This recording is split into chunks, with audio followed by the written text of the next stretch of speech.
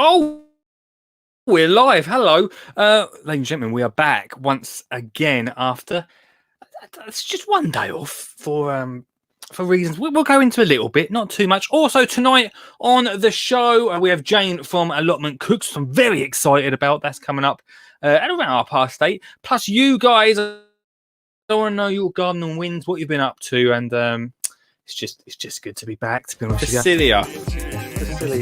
Or Pacilia, if you just read it off there. Yeah. Oh, I'm on.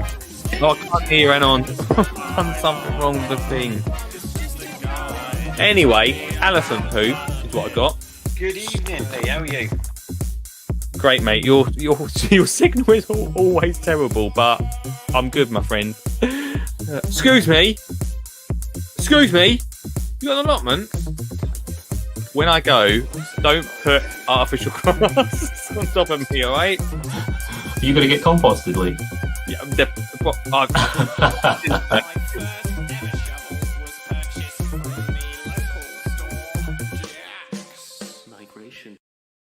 Oh, how are we doing, everyone? Welcome back to the show. Had a night off last night. Eventful. A little bit eventful on what day are we on? On Monday night. Let's do it. Hello, Sean. A bit eventful. We had a great show on Monday. Thanks so much to everyone that tuned in on Monday. It was awesome. It's great to chat to you. The best of is on the podcast right now if you want to listen to that. And then about 2 hours later, I had a really it's not funny. A really sharp pain around the heart area, which ended up with me getting an ambulance and spending about 5 or 6 hours in hospital from to say that it wasn't the worst thing and was probably just stress. That's what you do to me. No, I'm only joking. I don't think it was you.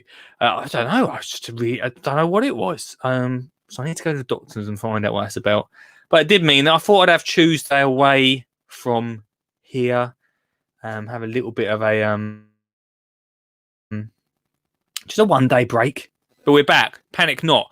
8 till 10, Monday to Thursday. Tonight, everybody, we've got Jayne from the Allotment Cooks coming up at around 8:30. It does mean that you guys can call in beforehand. And if you've got any questions in between, we're talking about a great thing that is going on over there. But I will save it. Let's save it to 8:30. Be ready for that. If you want to be beamed in, all right, put the phone number up. If you want to be beamed in tonight, then you can. Just by clicking on the link and we can chat. Let's see who else is around. Sean says, glad to see you aren't dead on your hospital trip. I was getting ready for the artificial grass. Oh, yeah, that was a conversation we had the other day, weren't it? Don't worry. I'm okay now. I'm okay. And no, I didn't vlog it. I didn't vlog me going to hospital. That was literally the last thing. Never been in an ambulance before. I don't want to go in an ambulance again. Try some. See where you'll help you relax now. Well, I'm not going to try that. Hello, Lisa. Hope you're good. Good. Thank you so much for tuning in tonight. Who else we got? Ian's in the house and Stuart. Yeah, it's good to be back, my friends. It's good to be back. 0742. I've got the mint tonight out with the throat. 0742 357 4520. If you want to chat in the first part of the show today, tell me what you're up to. Tell me what you've been up to. I can't get enough mint at the moment. I'm loving mint, mate. I didn't actually drink any mint on Monday, so maybe that's what did it. My body was enjoying mint so much, that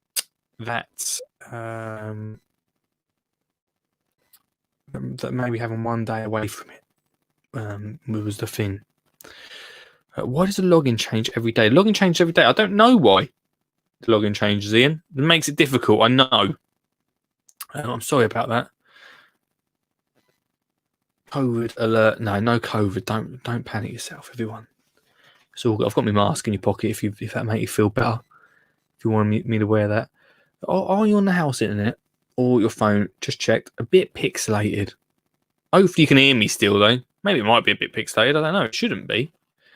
It should not be pixelated. I hope it's not pixelated later for the interview.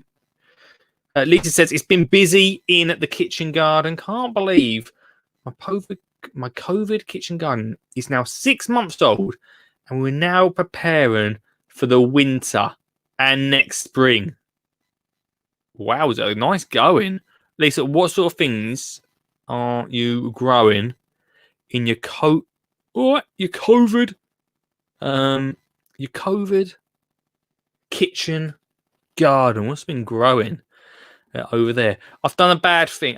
He's done a bad thing. I thought tonight I was going to get my tomatoes. I've grown some of the best tomatoes I've ever grown this year. So I thought, hey, I know Ian's had some issues with tomatoes. I thought, hey, I know, I'll go and grab some. I left them that little bit too long, and they went and split. Just say they were so frumptuous. Is that the word? They look so good. You might have seen a picture on my Insta. They look so good, and then I went and let them grow a little bit too long. They split, and now I don't know what to do with them. Can you still use split ones? I suppose not. I don't know. I've got a lot. I've got about 10 different tomatoes. 10 tomatoes currently that are just split and not an absolute useless. Can I still use that in like sauces and stuff? I can't see why not. Can I? I think I can. You let me know. Let me know in the comments. Maybe your sauces. That's what I thought. Sauces. What? Want some sauces? I'm thinking I need to make some. I made some awesome chili sauce last year. Not a lot. I'll be honest with you. Not a lot of it, but it was good. Yeah, right. I'm gonna use. I've got loads this year. I've got loads and loads of sauces coming up at you. Maybe we can make one on the show. That would be good. Right. Okay. We're going to. What day is it? I've only got 1 day left. I wanted to play a game tomorrow. That can wait till next week. We can make some sauce up tomorrow, couldn't we? What do I need to make? I don't see. When I made my sauce, I made it with chilies, tomatoes, a bit of vinegar, and I mashed it. But I haven't got a blender. So it was chunky sauce. Should we do that tomorrow? I don't know how I'm going to do it in the studio, but we can definitely work it, can't we? Could definitely do it. Loads of Toms here from Mr. Richard Suggett. Awesome stuff, Suggs. Nice one. Lisa says yes, sauce. She's been growing. What have you been growing? Well. Cauliflowers, spring cabbage, red cabbage, overwintering onions, broccoli, and carrots and potatoes. Wow, Lisa, you're going for it this year. Nice work. Ian said, next question is tomato related. Here we go. Veg grower said that they had blight on them from the photo I sent them. Okay. Did he or anyone else say leave them out of the compost heap as well as the plants? Just don't put anything. We talked about this again. Don't put anything related to them tomatoes. If they got blight, don't put anything related near or in the compost. Straight in the fire, my friend. Straight in the fire. Also, what we found out the other day is don't put them in the council bins either. You know, you might have brown bins, you might have bags. I don't know where in the country you are. It's all different. It's different in my own hometown. I have a brown bin. Mum and Dad have bags. Don't put them in there as well because apparently the compost all is made from that stuff as well, which ends up going to other people's houses. So burn them. Bin them or burn them, I think is the main thing. Bin them or burn them. And depending on what you're growing in, I think change if you're growing in raised beds, change the compost. Or don't. There's not an answer. Don't plant them back up in the same place because you'll continue to get blight. I've been lucky not to do that. Stu says onions and garlic have been planted this week at school. Team AK, yes. Ashton Keynes. Tomorrow I'm doing an interview, and maybe next week, as long as I get it passed off by the team there, maybe we could show a little bit of that interview on here next week. Perhaps the kids are doing their own podcast, which I'm well excited about, and of course, I'm going to be the first guest. Of course I am. Who else would they get? Probably Titchmarsh. Oi, look who's back. Hello, Alex. How you doing, my friend? Yeah, I'm back, man. I'm back after a bit of a... we don't really know what it is. I don't really know what happened to me on Monday. Just a real sharp stabbing pain. I can't really imagine it's the pain of... probably the pain of Sean James Cameron starting his own live stream. Probably did that to me. Lisa says, great tip, thanks. I actually compost mine. I heard a celebrity gardener say that blight only survives on living material. I mean, I wouldn't take the risk. I really don't think I'd take the risk on it. Can I chuck it over the fence? If you wanted to, mate. If you wanted to. You suppose you don't like your neighbours, do you? If you're going to be doing that. SJC has started a live stream. He started one, mate, every Sunday. If you want to check out how you want to check it out on Sundays when I'm not about. I'm only in Monday to Thursdays. I'm just doing the week. I'm just covering the week shift, mate. But on Sundays, you've got Sugget on the Sunday at 6, and then now SJC. No, not me. SJC, Sean James Cameron, at 7 p.m.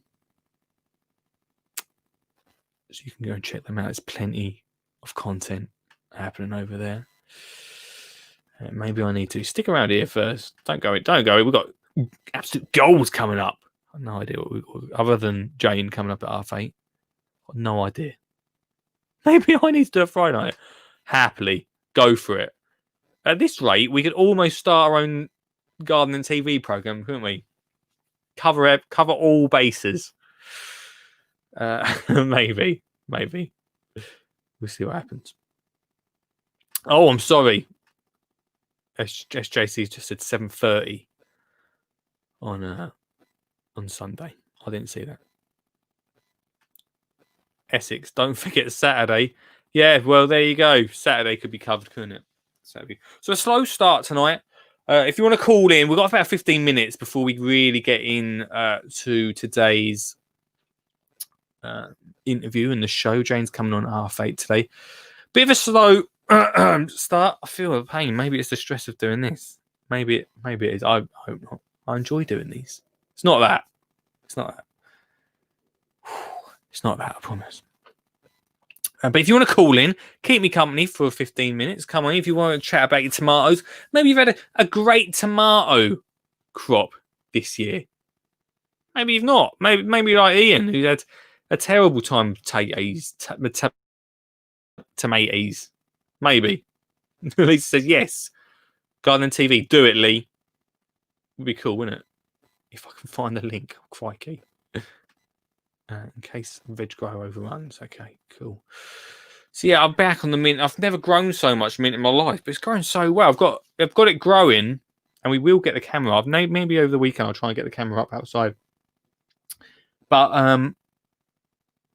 I'm growing mint in a walled planter, and it's grown so well. Like, honestly, it's grown so good. I'm literally constantly harvesting, and the mint. It should be a mint podcast because it's mint is loving life, and it's I feel like it's doing me good. Mint's got some good properties in it, but yeah, 7:30 Sunday, gardenpodcast.com. There you go. All right, you've had your plug. I've got a load of lavender growing. Now I'm starting to feel like I need to do something with lavender. Anyone got any ideas for lavender? Lavender helps you sleep, doesn't it? Maybe I just need to start. Didn't they used to sell that like door to door lavender? I ain't got enough to sell, but definitely need to do something with some lavender. Can't really eat lavender, can you? Bit under the pillar, they say, don't they? Bit under the pillow. Depending on where in the country you're from. A little bit of lavender under the pillow. I'm going to I'll tell you one thing. We've talked about pumpkins a lot over the past week and a half. Tomorrow, I could do it now, couldn't I? I might do it in the break. I'll tell you what I'm going to do in the break later on tonight. Stay tuned, guys. Stay tuned. Because tonight, I'm going to go and harvest the pumpkin. He's bigger than this bad boy. Big. How big is this guy? Okay, there's a head. Well, Olive did say I've got a massive head, but that's the comparison to that. Later on, we'll show you the comparison to the big boy. He's not massive. I've seen some incredible pumpkins over the past few weeks. People growing massive ones. I was supposed to grow a big one this year. It's bigger than last year. Last year, I just grew loads of these ones. Halloween special coming up, guys. Halloween special coming up. We're doing we'll tell you one thing we're doing. This is a bit of just a news thing, really. One thing we're doing at the end of the month, on the 30th, is going to try to get all the podcasts together. It's harder than I thought. I'll be honest with you. It's harder than I thought to try and get. I've already messaged a few. Busy washing their hair that night, so it could just be me and Richard all night. But it'd be alright, wouldn't it? Be alright. It'd be okay, wouldn't it? I still need to sow these seeds. I feel like I've let myself down sowing some seeds. They're sitting down there. I need to sow them. Got a load of seeds sent to me by a veg grower. Need to get on it. I made a big mistake, though. I made a really big mistake with my compost in my veggie pod, because I gone and made my own compost, but there's obviously some weed seeds in there. It's literally the worst thing I could have done, because as I was harvesting I harvested some beautiful mustard. And put it in a pasta surprise, I call it. Everyone must know about pasta surprise. You basically use everything you've got in the cupboards and anything you've got. I could have still used them tomatoes, couldn't I? Anything you've got in your allotment. Loads of mustard growing. Maybe put a little bit too much in. I think I got away with it. Maybe a little bit too much, but weed seeds. You know what I mean? Like, obviously, you know what I'm saying. Not weeds, but you know what I'm saying.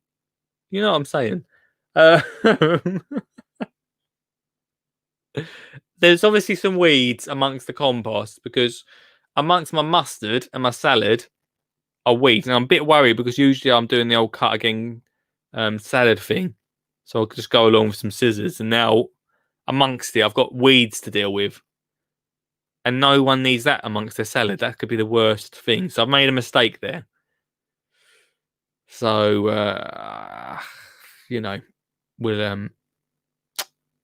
we need to change that next year. I don't know how you guys get on with that sort of situation. Maybe I'll just pick. I don't want any. The last thing I need is for Olive. Not that Olive is a big salad fan. She'll have a cucumber and carrots on them individually, but she don't like the lettuce and salad bits. But the last thing we need is for anyone in the family to get stung on the tongue. That rhymes. Stung on the tongue by weeds that have been grown by weed seeds. Yeah, Lisa, I'm going to stick to it. It's a thing, all right, that you might not know of, these weed seeds, but we've got a lot of them in. We've got a lot of them in Essex that are amongst our compost here. So be careful of the weed seeds, is all I'm saying. All right. Alex, tonight on the show we've got Jayne. Jayne's coming on from the Allotment Cooks. I'm so excited about. It's our first chat tonight on the show. Our first chat of the week. Jayne Hicklin coming on. If you want to find out more amongst this, it's allotmentcooks.co.uk. Coming on at 8:30. I'm guessing that everyone's going to let me chat about weed seeds, because it's definitely a thing. All right? It's definitely a thing, Lisa. I like Jayne. Oh, exciting times. Al, we'll be ready. We're going to have here we go. Hello. Hello, Lee. How you doing, mate? It's Mark. Hello, mate. I'm good. got a bit of a solution to potato blight. Tomato blight if you get it in your greenhouse. Oh, go on, dude.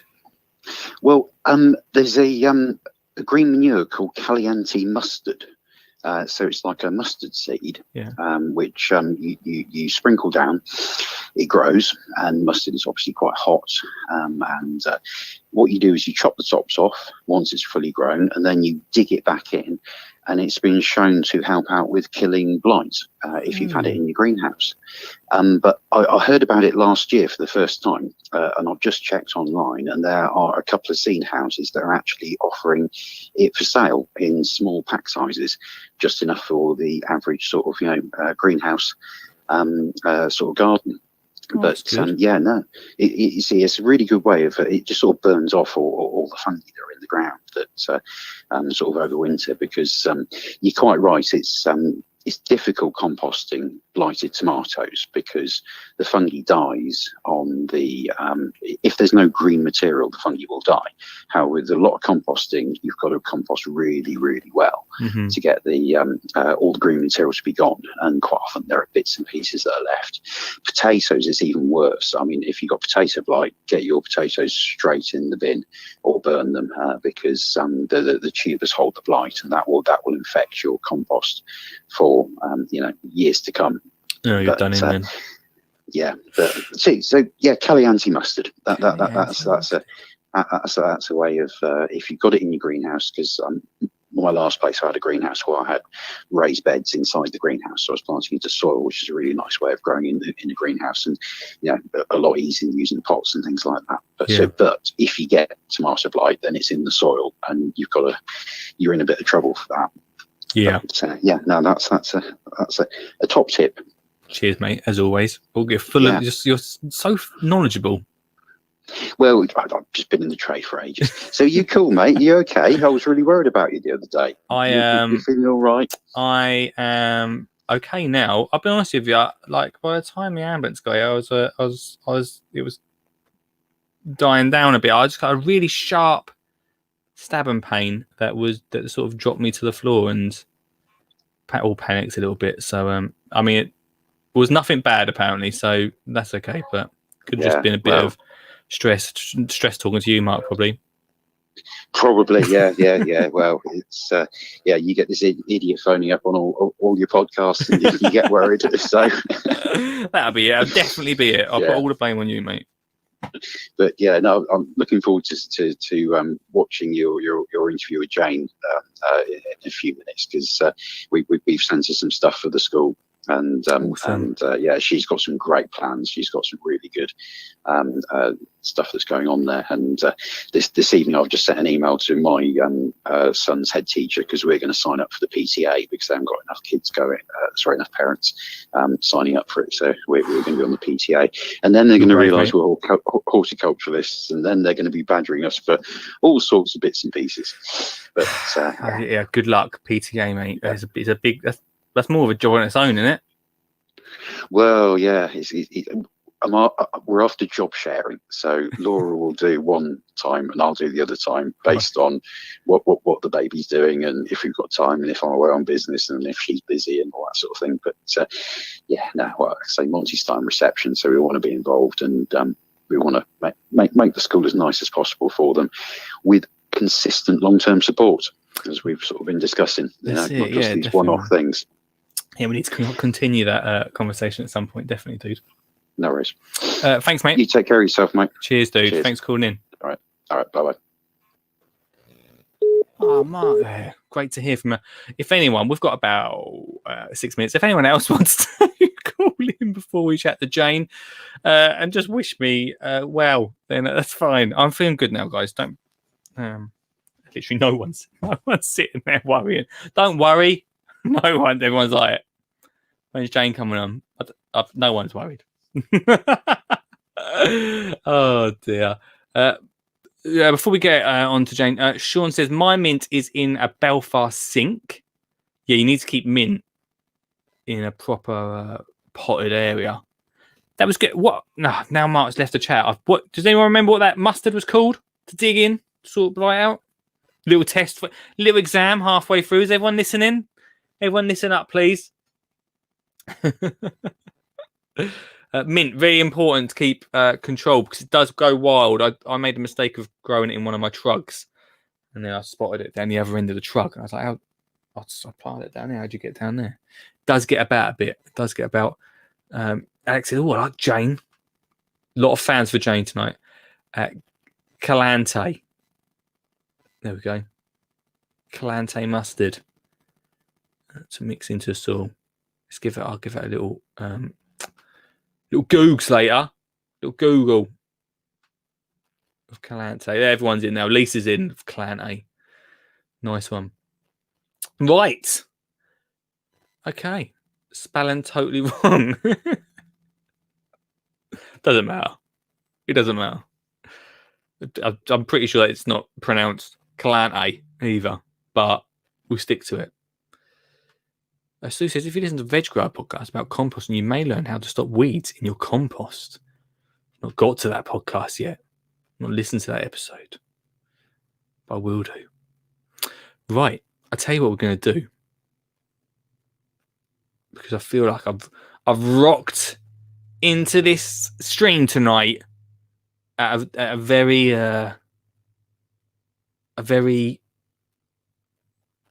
gardener's question time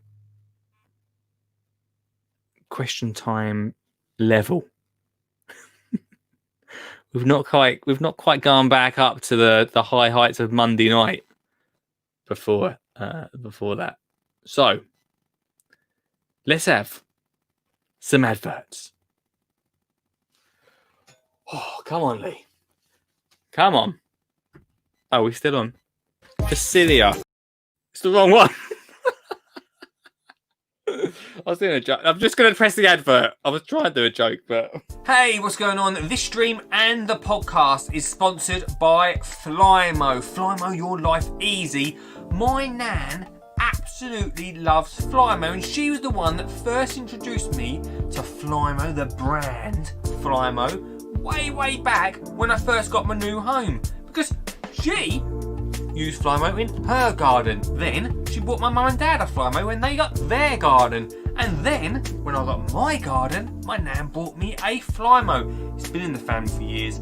I absolutely love it. They're such a great product. They're quality, they're affordable, and they think about how to make it easy for you to go cut the lawn, cut those edges, and do those gardening tasks. So flymo.com if you want to get your hands on some of their products, plus spend over £45, and you, yes you, dear listener, can get free delivery. Oh! Go check it out now, flymo.com. The Skinny Jean Gardener, How to Get Kids Gardening book, it's available right now. That's right, in all good... Well, on Amazon mainly, to be honest with you. On amazon.co.uk or .com, wherever you're in the world. Amazon, How to Get Kids Gardening is available right now. It's a $9.99. Oh yes, my self-published work, $9.99. Let's have a little flick to see what you could be doing. You could be making this. Wildflower seed balls. My favourite garden to make. A little bit messy for the kids, but brings some incredible colour to the garden. There's over 30 gardener mates inside this book that you can do with the family to get outside and enjoy whatever space you've got. Amazon.co.uk. How to Get Kids Gardening. Would you like to sponsor and support this stream? Yes, you. Actually, not you, but you. Yes, you. Have you got a product or service you'd like to advertise? Then this is the space for you. You get yours truly to advertise your product in a very, very unique way. Thanks very much. Plus, get it put in front of literally tens and tens of people. There's at least 12 people watching right now. Probably more. Probably. If you want to get your product or service in front of them, then this is the place to be.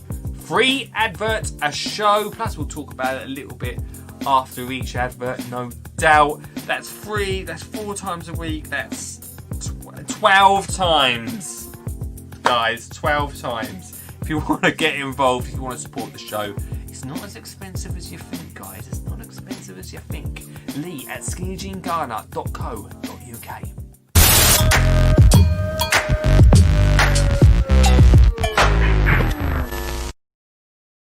There we go. There are the adverts. And I shout a little bit. I feel a little bit better. Right.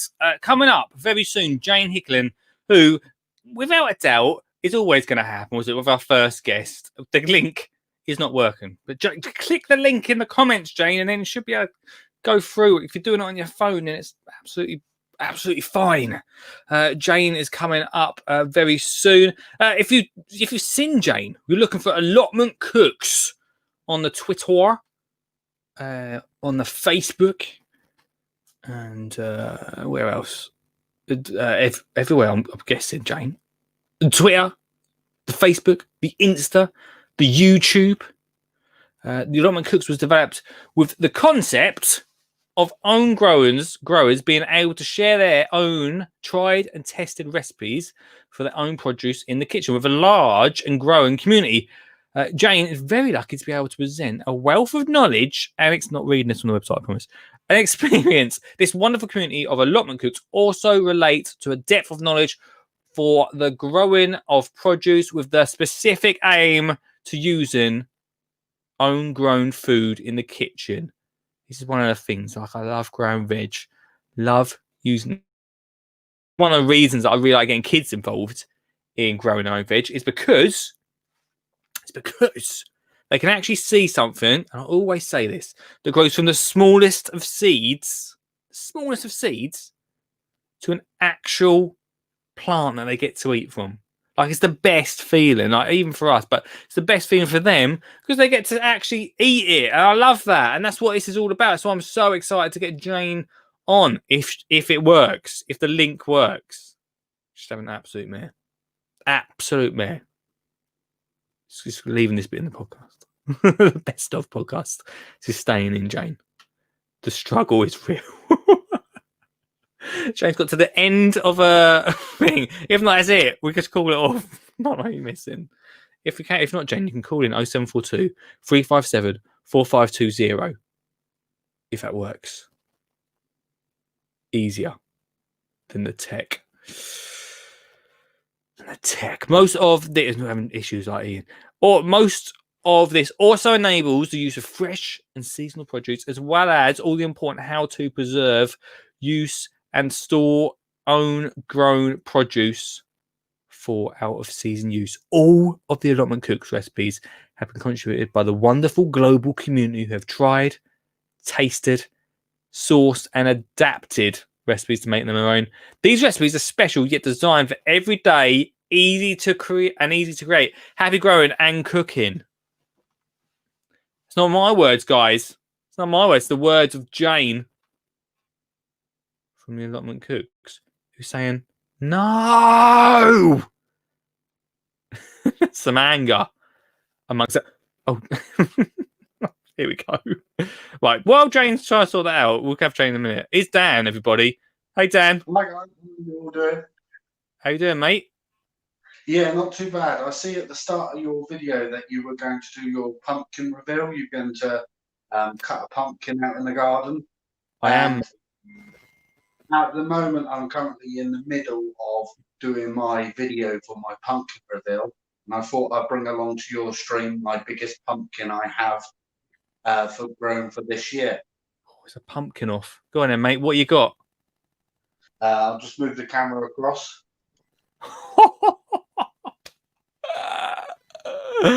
That is he's a big boy, mate, isn't he? This is 2.5 feet tall and 4.5 feet wide, and it's 25 pounds. To anyone expecting my pumpkin to be that size later on, don't get too excited. That you've literally blown my pumpkin reveal out of the water, Dan. So thanks for that, mate. No, I just see on the start of your video that you were on about doing your pumpkin reveal, and as I'm making my video now, I thought I would show it off. Show you my pumpkin, see what. And put me to shame, mate. Ray said on the group that is small, Dan. I I reckon it's pretty big for me. When I'm used to growing quite small ones. This is one of the biggest ones I've grown all year. Mate, it's incredible, Dan. Dan, I'll chat to you later because we've got a phone call come through. So I'll chat to you soon, dude. Brilliant. See you later. Good reveal. Hello? Hello? Mate, what happened? I've no idea. I'm having a complete mare. I think it's because you sent that link earlier and I thought, oh, I'll try that, see if it works. And I tried it and it worked, but then it's disappeared. Oh, no. Do you want to do it over the phone? Should we just chat over the phone? Yeah, it's fine. Okay, as long as you don't mind. Thanks for joining us, though. That's all right. Sorry, it's not sort of visual. Doesn't matter, does it? At least we get to chat to each other. That's the main thing. Yeah. I'm really excited to have you on. I felt like the start of the show I was basically just waiting for you to come on because I know last week the reason I want to talk to you is because of all you're doing with schools and community projects and all that sort of thing. Yeah, it's been really, really crazy. It's just gone absolutely mad. And obviously my day job is a teacher, and that's gone really mad, obviously, because we're back at school now as well. So, yeah, it's really exciting. There's loads of brilliant stuff going on, but it's just crazy. Jayne, how long have you been a school teacher for? What year are we? 20 years. 20 years. Wowza. So you've seen it all. I have seen, yes, I would not even be able to repeat some of the stuff, but yes, I have seen it all. I know the tricks as well. I know the tricks. Yeah, you found out how to do it, yeah, to make things work.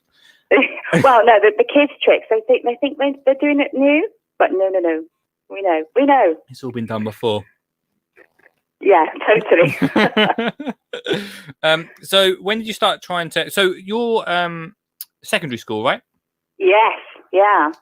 So let's say there's a reason. I'll tell you what, Jayne. There's a reason that I don't do secondary school is because of them tricks that these kids get up to. I think I usually go to primary schools, but it interests me so much about how you can get it into secondary schools because a lot of people say, "Oh, it can't be done because kids are just too busy in secondary school." Yeah, it is.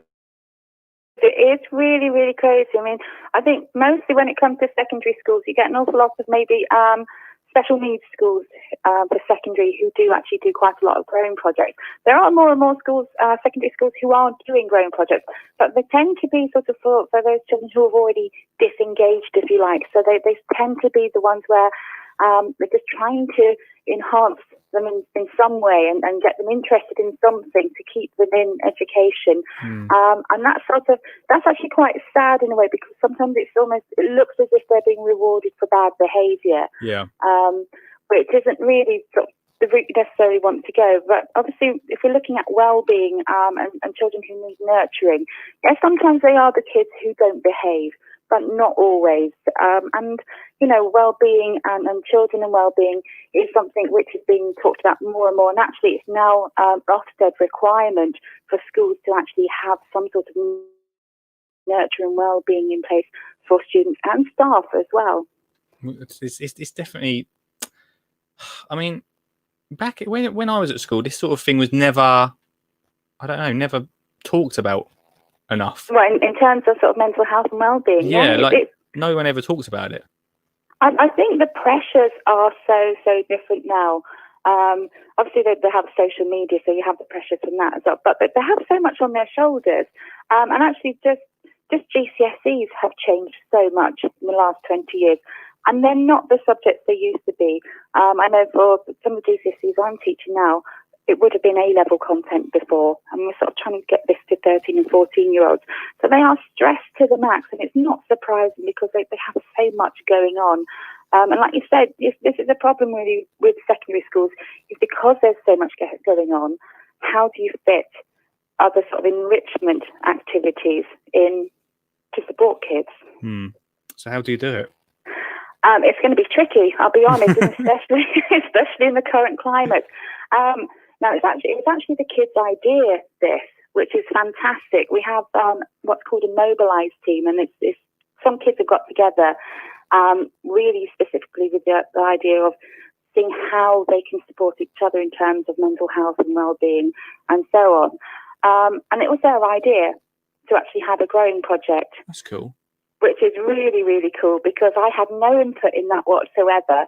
And, you know, I've been sort of like the secret internet teacher for many years. They have no idea sort of I do all this online stuff. So, you know, as soon as I heard this, I was like, yes, right, okay, let's get on this. But it's also really interesting because obviously during lockdown, when we were doing remote teaching, quite a lot of the things I was doing with the kids was actually wellbeing based, and it was like the Great Tomato Challenge, for example. So every single Wednesday, I set this little challenge for them. And right at the beginning of lockdown, when nobody could get any seeds or any growing equipment or anything, or even go anywhere, I thought, right, what can I do that they can actually quite simply do at home? And it was just the idea of grab a tomato from the fridge, throw it in any bit of muck that you can find anywhere, have a plastic container, plastic bag, so it's plastic, but it was what was to hand, create a little mini greenhouse, whack it on the windowsill and see what you can grow. And so many kids are just like, I've actually grown something. I don't think it would work. In fact, actually, some of the teaching assistants who did it as well, I actually grew something. And they're amazed that they grew. And not only that, I mean, the whole idea of the competition was as soon as the first tomato appeared on anything, we're going to measure them to see how tall their plants are. And one of the girls actually grew a 6-foot tomato plant. Oh, wow. I know. That's impressive. And at the time, it was taller than any tomato plants I had in my polytunnel. And she sent me this photo of us stood next to this giant tomato plant. That's so cool. Yeah, really cool. So they're really brought into it. And actually, you know, the staff and the students all brought into it. And one of the kids, again, not knowing my secret identity, challenged me to a pumpkin growing competition. Oh, dangerous. Very dangerous. But then it's like, this is quite interesting. So that was actually the next challenge, which we managed to start off before the summer holidays. Technically a bit too late to actually sow pumpkins, but, you know, we went with it. And that's really because they had lots of year sixes, so kids coming from primary schools up to secondary. Now, usually we have a nice little transition there where they come to sort of have a little day at the school. They can see what it's about. They can feel a bit more comfortable about where they're going and who they're going to see. So actually having this pumpkin challenge, I did a video specifically for the primary school to right, you're joining in on this. Right, you're a a part idea. of this. You know, just to give them that sense of belonging. And I think really with well-being, it's that connect as well as the activity, which is really, really important. That's such a good idea because my daughter, she's 5 and she's just gone into year 1, and she missed out on all of that. And even though she's staying in the same school, it was quite nerve-wracking for her. So I can only imagine as a year 6 that's going into a bigger school. Yeah, complete change. To be part of something of that school that you're moving into, don't half make a difference, I think. Yeah, I mean, it's been really interesting because I'm not actually teaching many of the year 7s this year. Right. I did pop into one of the classrooms when the teacher was having a techie issue. They asked me for a techie issue. I don't usually have such issues, honestly. I'll show them this. And I sorted it out, and I could hear them, those kids going, "That's the pumpkin lady." Oh, brilliant. I just looked, I was like, "Oh, I'm so sweet. I am the pumpkin lady." It's always good to be known as something. Jayne, I was once known as the alpaca man, alpaca poo man, so don't worry. Oh, yeah, you were talking about alpaca poo the other day. Yeah. So sort of big money earn. If you ever want to earn some money, Jayne, sell alpaca poo. Well, I have to say, where we're going to have the patch at school, according to sort of some people who were at the school maybe sort of 20 or plus years ago, it used to be a farm. There used to be a school farm there. So actually, I'm really looking forward to digging down and seeing what the soil is like, because there's a potential for some really nice soil down there from sort of leftover, sort of well compacted sort of, you know, poo. Yeah, that's brilliant. Jayne, were you a gardener before all of this? Like, what got you into gardening? Yeah, I'm sort of one of those people, you often hear it as well, and I'm one of them where, you know, my grandparents had a huge garden. So, you know, I have lots of childhood memories of, you know, going picking peas and shelling peas and stuff. And then with my mum, we used to go foraging. So, you know, that's where the cooking side of it comes in. So, yeah, when I first lived on my own, I did actually have this really cute cottage in Northampton, and I had this big garden and I grew stuff in it and it was lovely. And then I became a teacher, and then we moved to a house with a tiny little postage back garden, and it was just like ridiculous, and we really wanted to grow stuff. So got allotment. Oh, that's cool. And then when did the whole Allotment Cooks thing come about? That sort of, I think I probably had the allotment over a year by that stage. So Allotment Cooks started in 2015, and it was a bit of a whim, to be honest. I had lots of ideas for lots of things to do with all the produce I had, but then I had the glut, like most of us do. And I thought, right, I need some more ideas. So I just started up the Facebook page, and then, people started joining, more people started joining, and I was, oh, this is quite interesting, actually. And the idea of the page was, it is a members page because it allows you to have files in it on Facebook. Okay. So when people sort of suggest a recipe that they've tried and they've tasted and they've adapted and it works really well, it goes in the files. And cool. then next time somebody asks, well, it's in the files, we've already got it. Oh, wow. So it's just a massive database of things you can... Yeah, we've got sort of over 300 on there. And I think sort of a year in to Allotment Cooks, sort of some of the Allotment Cooks members can't find everything. And then they asked me to do a book, so then I put a book together, which is actually easier. But still wanted it to be sort of available. So I've gone onto Pinterest as well. I've got the web page, which I need to pay more attention to. But life's pretty hectic. Isn't it? But yeah, there's always sort of recipes accessible, which are really, really good.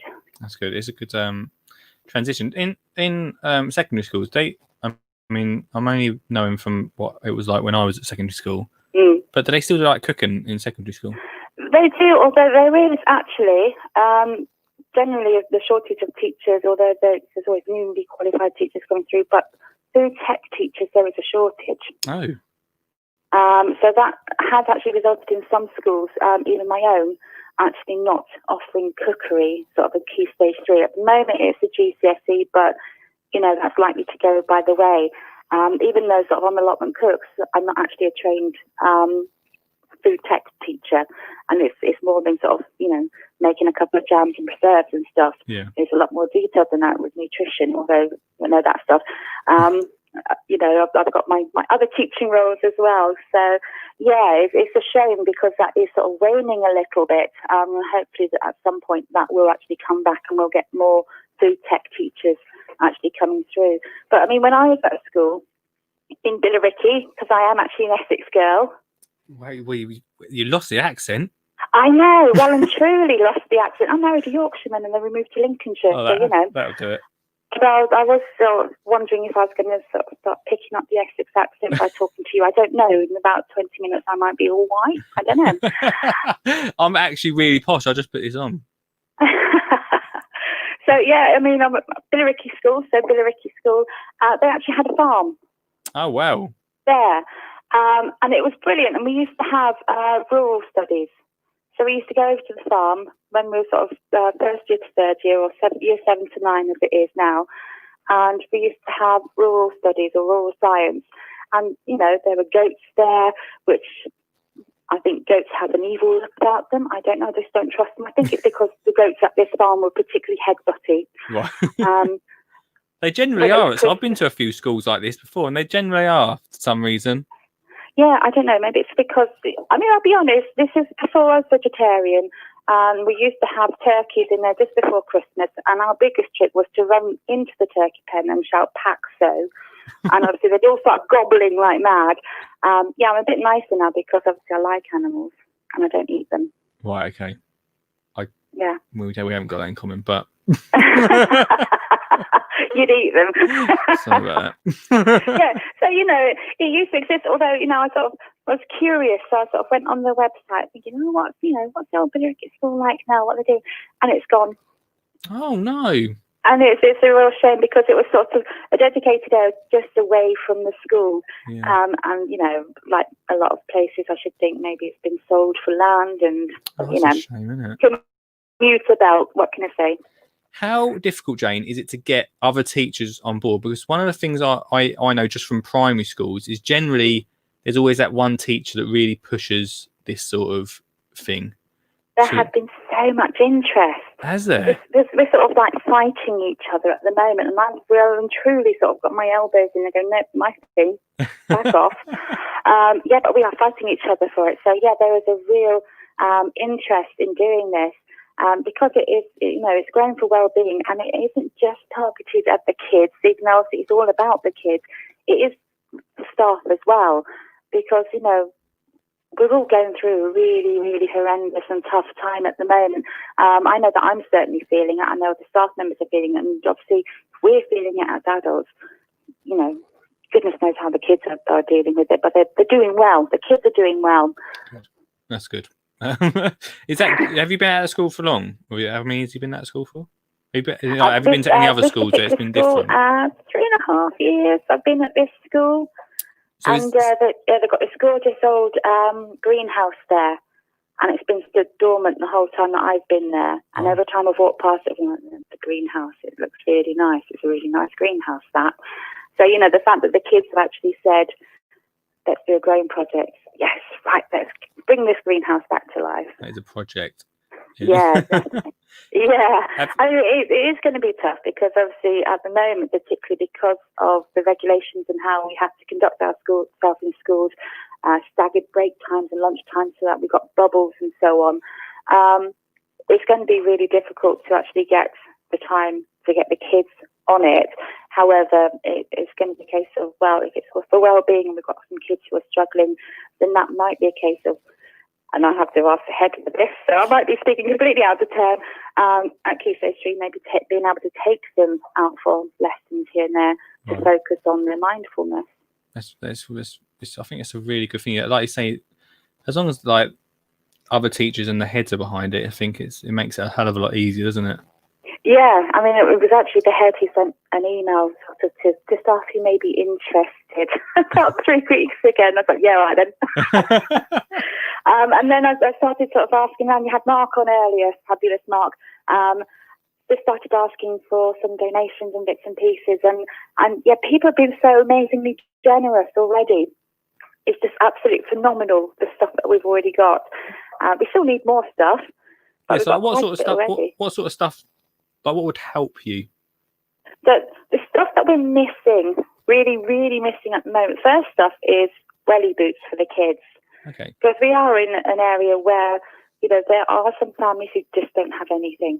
And they may have spent, the little money that they have on school shoes. And the last thing we can actually then do is send kids digging in mud in their new school shoes, because, that would just be complete uproar. Yeah. So wellies would be ideal, a whole load of wellies of various sizes is something which we are sort of missing at the moment. Another thing is fencing, and that sounds really boring and mundane and all that sort of stuff, but actually fencing off the area, because it is for well-being, to enable those people who are taking part in this activity to feel safe and secure and have that environment. That's something that we actually need, even though it's not necessarily the first thing you'd think of with a school's gardening project. Yeah, no, I never thought about that, but it makes a lot of sense, actually. Mm. But do you need much funding for this sort of thing? There are little pots of funding which are available. Just thinking about the stuff that we've had donated so far, obviously we've got the empathy products which have come from Mark, the root grow. We've had seeds which are coming from Sutton Seeds, which is brilliant. We had a local gardener, a local businessman in Horncastle, Lincolnshire, where I live. I just put a call out onto the local Facebook page saying we need some stuff, and he's just donated like £200 worth of tools. Oh wow, that's incredible! I know, absolutely phenomenal. And I just said, can you please keep me up to date with whatever's happening, because I just really, really like the idea of getting kids interested in horticulture, because it's my business. Yeah, that's the thing, isn't it? Like, more, especially in secondary school, because in secondary school is more of the time when you're going to be thinking about what you're going to do for a job. And one of the things that gardening industry has got a big problem with is people not going into it.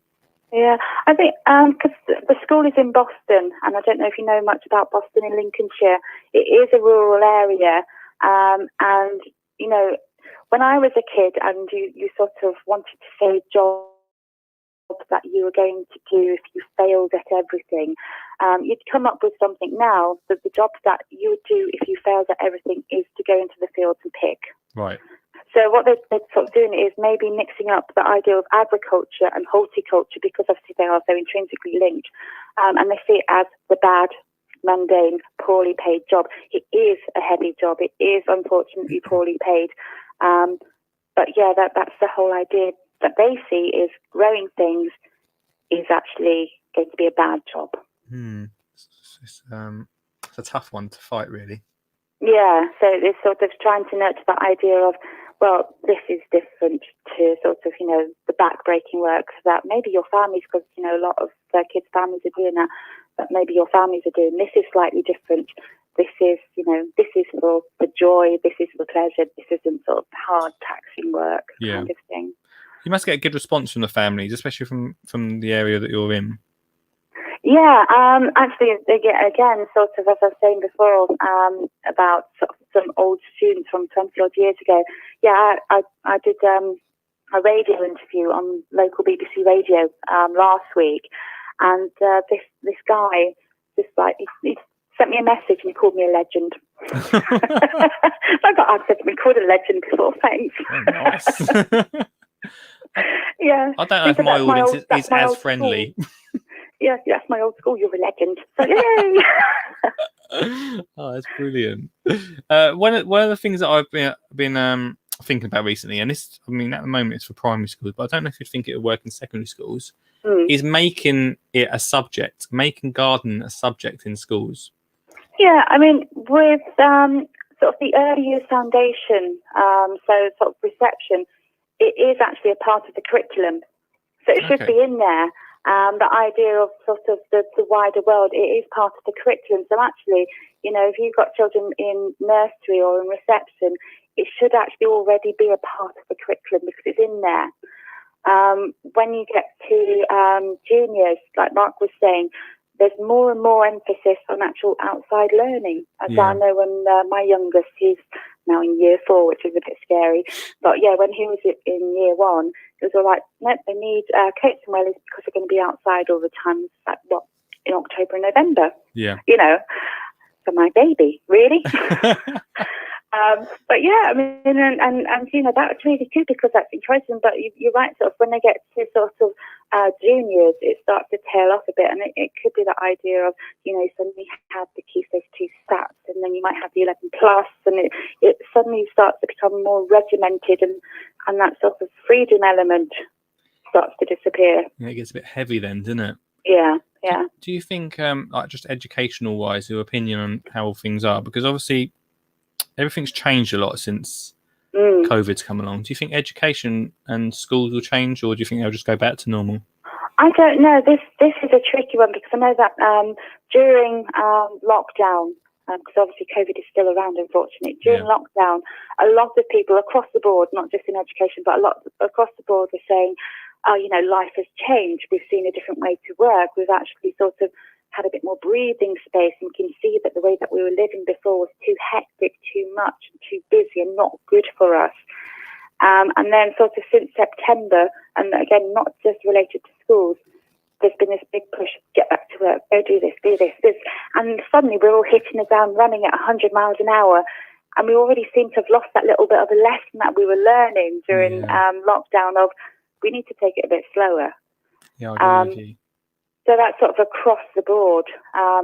Even though obviously some people were furloughed, you were working like a Trojan, I was working like a Trojan remotely, but it was different. And, that there was a little bit more time to just stop. Yeah, and enjoy family, really. Yeah, that's it. And already I think that lesson that we, so many people are saying we need to hold on to this, that lesson's already just being thrown out the window because we've been told to get back to where we were, when actually we know that where we were wasn't actually necessarily the best thing for us as human beings or as a planet either, No, I think you're completely right. I think the main issue is that because of COVID and it being such a shock and such a big thing, that at the time people thought that way, but because it's gone on and continuing to go on longer than anyone really thought. People are desperate to get back to normality. Yeah, even though, and it's that case again. It's that we've already forgotten that we didn't like that normality when we saw that there was another way to do things. We didn't like the old normal, and now we're like, let's get back to normality. And it's like, but we didn't like it. We need to take the opportunity and change something. But we're all in such a rush again. Yeah, that's the thing. It's just I don't know. I don't know. Anyway, we've gone off on a right tangent. I'll quickly Got a bit deep. I'll quickly want to ask you about your urban outreach project. Yes. Now, this isn't my project. This is just a group that I'm sort of, dipping in and helping out. Yeah. And the Urban Outreach Foundation project, which is based in Horncastle in Lincolnshire, they have worked in Boston as well, which is obviously a town, quite a large town in Lincolnshire as well. And they work with a variety of vulnerable people, from homeless people, addicts, hopefully ex-addicts, vulnerable families, people who have been through domestic abuse, and trying to change their lives but struggling to change their lives. People and families who are living in food poverty. It's a really broad spectrum of people that they are helping out, and especially during COVID, done essential work because suddenly people found themselves with no money to actually buy the basics. Yeah. That's yeah, so they are fabulous. So obviously I was thinking sort of a year and a half ago, I've got a glut. I've got so much stuff that I cannot. There's only so many chutneys, even though I make a lot of chutneys. And if I sort of had the camera on, you'd be able to see hundreds of jars of chutney right behind me where I'm sitting in the kitchen at the moment. And I just thought, well, this is a waste. Because I was giving it away, and I thought, well, I need to be giving it to somebody who needs it. Yeah. Now, my worry has always been that a lot of food banks won't take fresh produce. And actually, there's a very good reason for that, not just because obviously it can go off maybe before they can get it out, but also because they may be sending food out to families who are also in fuel poverty, which means they're getting all this fresh produce, but they can't cook because they actually don't have gas or the electric to spare to cook. Oh, yeah, I didn't think about that. Yeah, so there's a lot of people go, well, it's because they don't know how to cook. Actually, it's not necessarily the case. It may be that they just don't actually have the facilities to cook. So the outreach project, taking food in, actually cooking food, and either delivering the cooked meals to people, or actually inviting the people, obviously pre-COVID, to come and eat at least once a week to have a hot meal.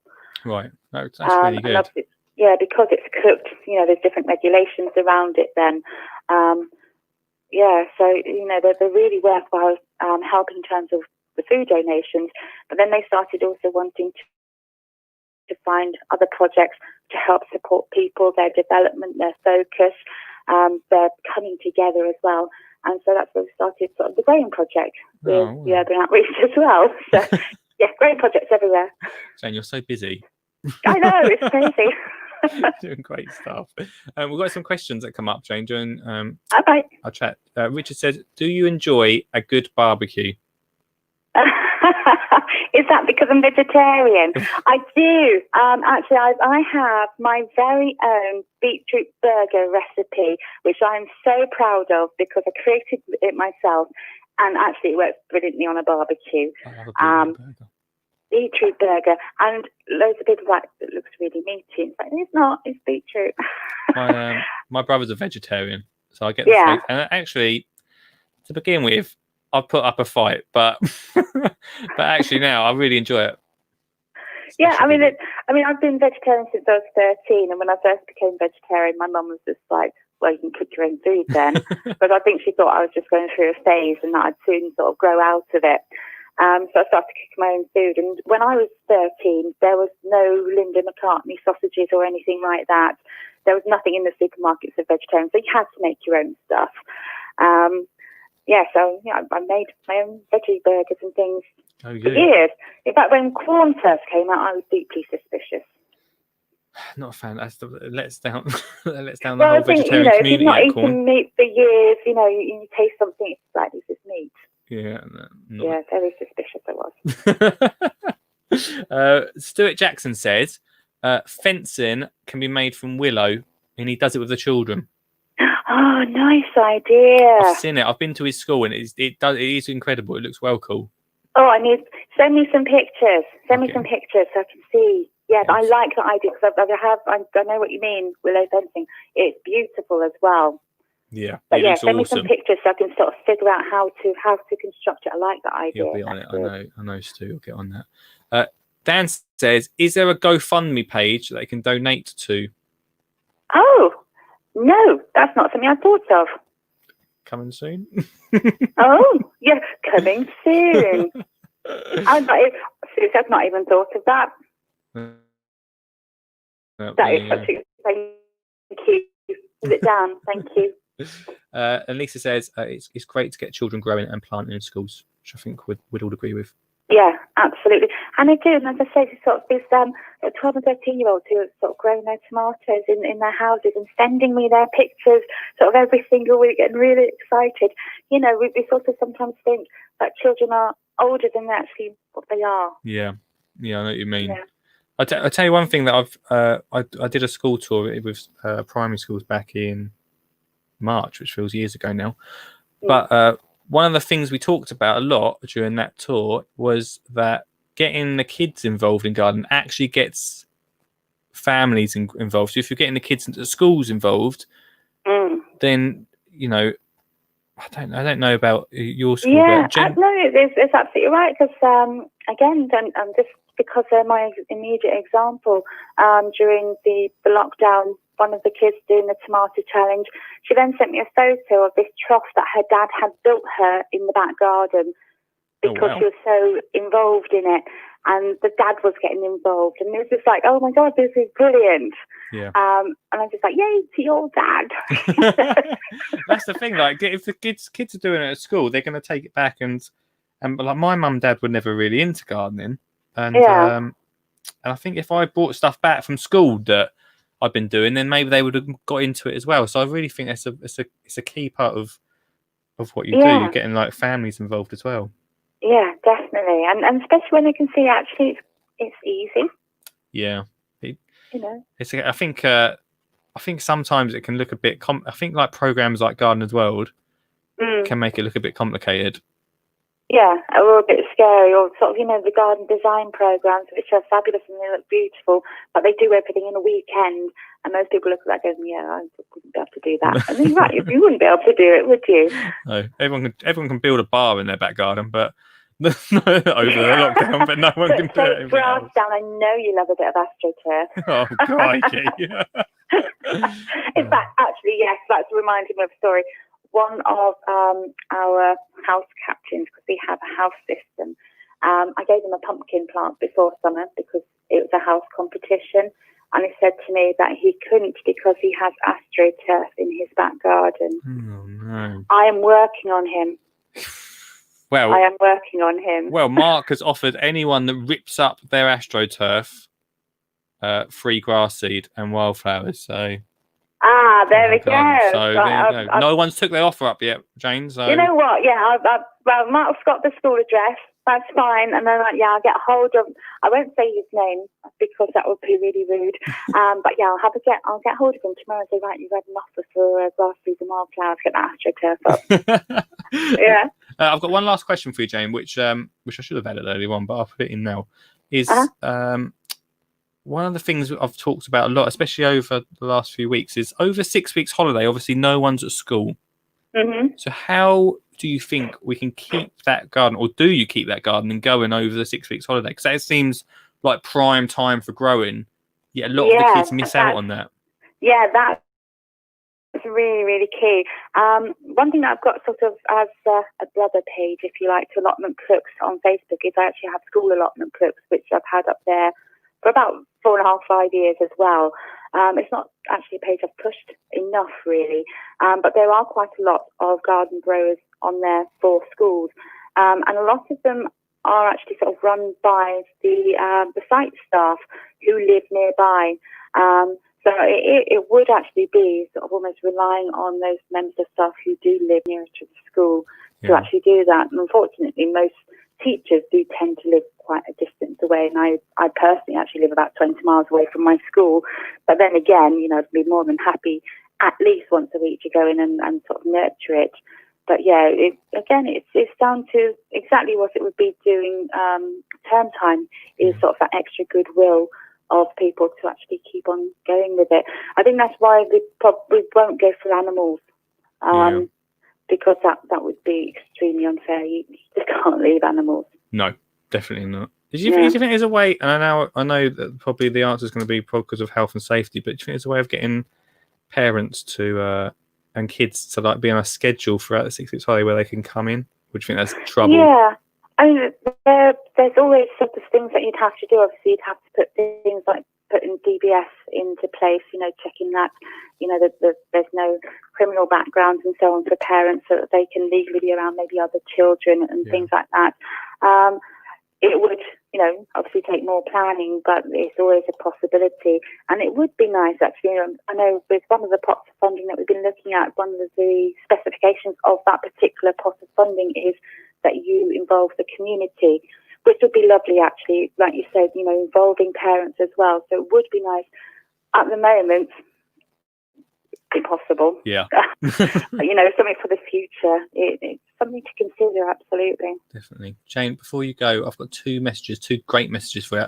One said from Stuart, who said, can I pass his email on to you so he can help you with the willow fences? Amazing, yes. And the other is from Lisa, who said, Jayne, I know you mentioned you needed wellies for the kids.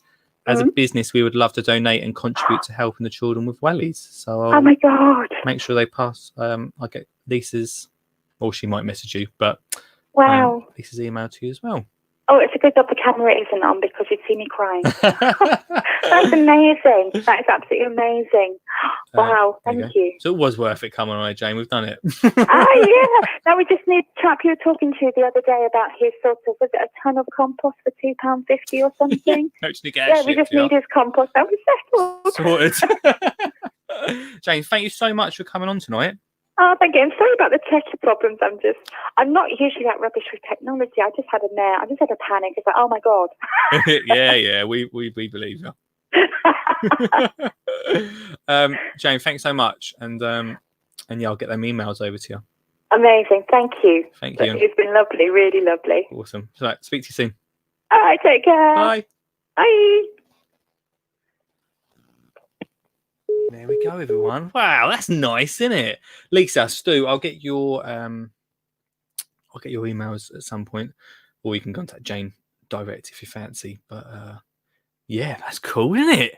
Thanks so much, Jayne. That was such a great chat. I really enjoyed that, and we just find out so much more. Like, we've got a few people. We're gonna have quite a few people, around kids, family gardening, that sort of thing. We'll get Dimmock at some point if you want, Ian. I know you want Dimmock on, but this is what I'm about. I'm about getting kids and families into gardening, and you hear such great stories like Jayne's.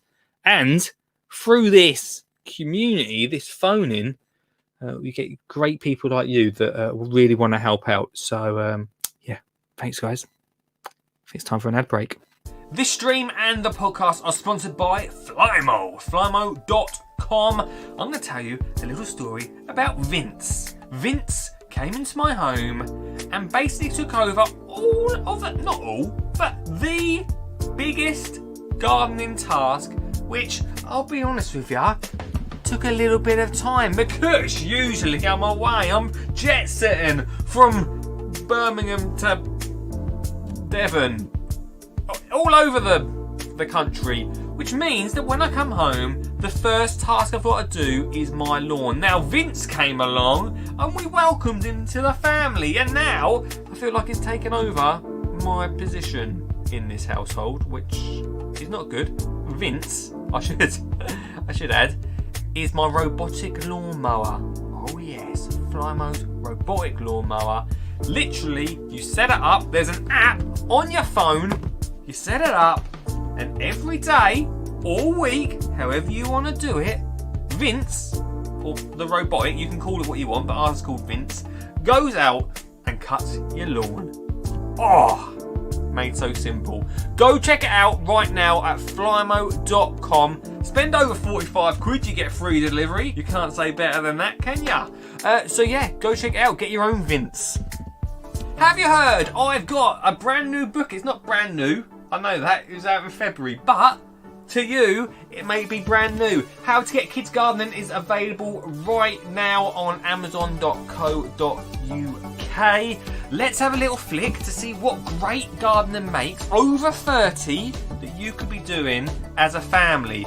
Maybe you could be making stone and spoon markers, because we all know that labelling up your seeds as you put them into the soil is very important. If not, you've got no idea what's popping through when the little green shoot. That could be anything, couldn't it?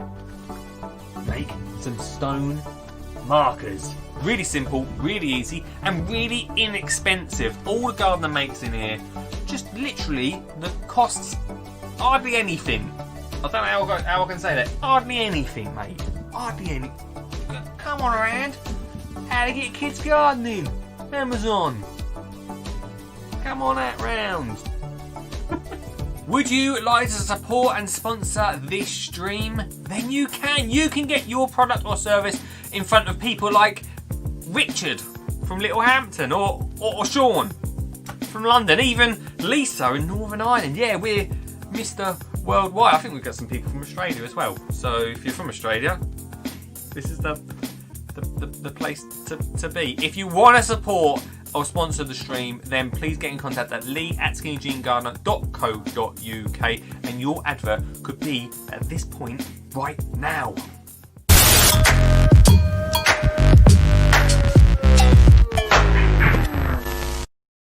That conversation with Jayne has got me so pumped. Thank you so much to everyone. I still see loads more comments coming through as we talked. Stu, Lisa, thank you so much. I will be in touch tomorrow with trying to get your emails for Jayne. That's great, isn't it? I love this. I love this so much. Us chatting here Monday to Thursday, 8 till 10. Apart from yesterday, I was off ill. 8 till 10, and making a difference like that, getting you guys involved. Dan saying that he wants to donate some money, like getting people on and supporting them in the gardening industry, making things happen. That's what it's about, isn't it? That's exactly what this is all about. I'm so excited. Thank you so much, everyone. If you want to listen to that podcast, it's going to be on the podcast. What day is it today? Probably might be Monday. Might be Monday, that one. But yeah, thanks so much, Jayne, for coming on the pod. Right now, it's your turn. Your turn. Now it's your turn. We've got about 40 minutes left of the show, and you can call in. That's right, you can call in on 07. Do you know the number? No, I don't know either. I'm looking for it. Here it is. 07 42 357 4520. If you want to come on the podcast, then that is the number to call. Or, he says, or you can click the link. Where is it? And beam straight in to the chat. Come on in. Well, let's see what people were saying during that. Well-being is at the centre of what we do at Ashton Keynes, Forest School Gardening, plus other things. It may have started as 1-2-1 this week. We had 32 children planting. That's amazing. So great. Tomato challenge was such a great idea. It's such a good idea. I wish, tell you what, Jayne, I wish we should have maybe done that. And I'll tell you something as well.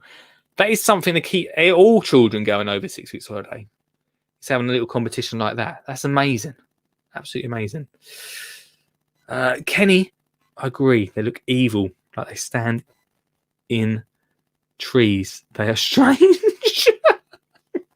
I think we're talking about goats. Oh dear. Gardeners are always incredibly generous. That is true. Always generous. Thanks so much. Ian tuned in. Goats. Ian said, we have grandkids up for a couple of nights and they will enjoy being in the garden again. Their house has a paved yard, but they have convinced the parents to plant in tubs. Oh, that's great. That's fantastic. Ian was on the show the other night, weren't he? And he gets his grandkids growing peas, which is fantastic. And that's got them growing at home, so that's really cool. Nice one, Ian. What else has everyone been saying? Jayne just wrote, goats. Don't trust those goats, guys. Don't trust those goats. I'm so pumped about that, chat. Thanks so much, Jayne. We could have chatted. We could have chatted all night, couldn't we? We could have chatted all night. Right. Allotment Cooks.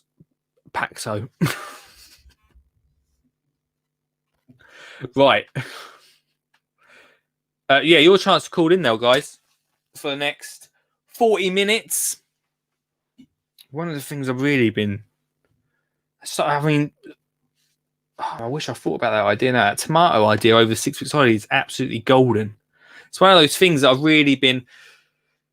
Well, before this COVID thing come along, I think I might have said during COVID, but we are still during it, aren't we? I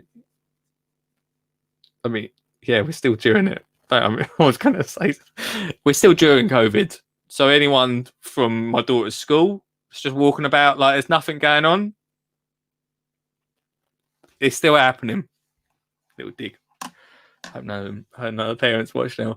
But one of the things before all this happened or started was the 6 weeks holiday thing, because that seemed to be like one of the excuses that kept coming along, like, oh yeah, but then 6 weeks come along, how do we continue it? And it does come down like Jayne said, like DBS, a bit of health and safety, if someone falls over, or then you know, there's a lot that comes into it. I wish there was just an easier way to just have a schedule and say, little Johnny, you and your mum and dad can come on Monday.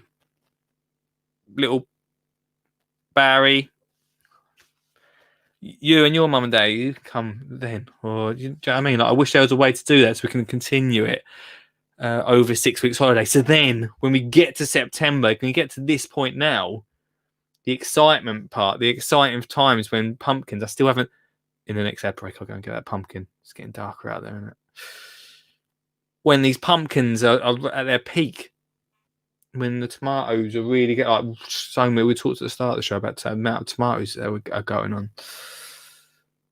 You know, all these things are happening, but if the care is not looked after, I don't really feel like I feel like teachers have enough to do, don't they? They have enough to do apart from them being told, oh, you know, over 6 weeks holiday, you don't mind watering the garden. Oh, great, yeah, sure. If we can come up with something that's a bit easier, then that would be cool. Lisa said, Lee, I may stream in. Just may. She's not saying definitely. The link is there, Lisa. See it coming. For the final. Now we're on the final 40 minutes. Now we're on the final 40 minutes of the show. And you can call in to 0742 3574 520. If you want to. I think I just heard the fox. I might not go and get the pumpkin. Although if I do it during the stream, if you hear a scream, then you can like tell someone that a fox is getting me. I just think that would really help. It's for everyone, to know that the end goal is going to be the start of the new year.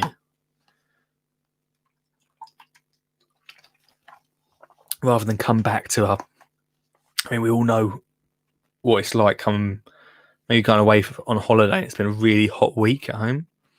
Maybe you've not got anyone or a neighbour to sort your plants out. I remember one year, I hope my dad's not watching, but one year I said, can you just do me plants for me? He didn't do the allotment, did he? He did the pots, but he didn't do the allotment. Never forgive him. Never forgot him. That, so there you go. Here we go. Anyway, hello, Lisa. Hi, Lee. How are you doing? Yeah, I'm good, mate. You? Yeah, good. Great podcast tonight. Absolutely loving it. And I love Jayne's chat. I just thought I'd stream in and say we absolutely love supporting local and national businesses, especially with children. Cool. and getting them growing and getting them out there. So yes, do pass our details on to Jayne, and we'll organise that donation. What do you do? So we're a high-end luxury property development and interior design business across London and the home counties. And we do everything from planning, building houses, right through to furnishing them and building houses for families to make memories. And over the last 6 months, we've been really focusing on garden spaces for those houses and supporting local people with growing and communities, especially with me with the kitchen garden. So it's really close to my heart, and getting more children out there growing and gardening and people having their own sanctuaries is really, really important in this time. So yeah, I was really touched by Jayne's podcast and just wanted to reach out and help. Oh, awesome. Well, Jayne will be very much really happy about that. That's really kind of you. Thank you so much. It's cool, isn't it? I love doing this show. Sometimes I wake up and think, oh, I've got to stay up tonight and do the show. But then when I get into it and things like this happen, it's quite exciting. Yeah, I think it's amazing what you're doing, and you get, you meet so many new people, and people get to chat, and then people like us get exposed to it and can help as well. So it's amazing. I love it. Keep doing it. I know. It's cool, isn't it? We need a whole podcast show. I can chat for England. Oh, let's get you on. Let's do it properly. Let's have you on in a few weeks' time, yeah? Definitely. We're big into mental health and gardening and therapy. So if you've got a topic like that, then please do consider us. Well, we are here 4 nights a week, and that subject will definitely come up at some point. So we'll definitely have you on. Excellently. Oh, thanks so much for letting me stream in tonight.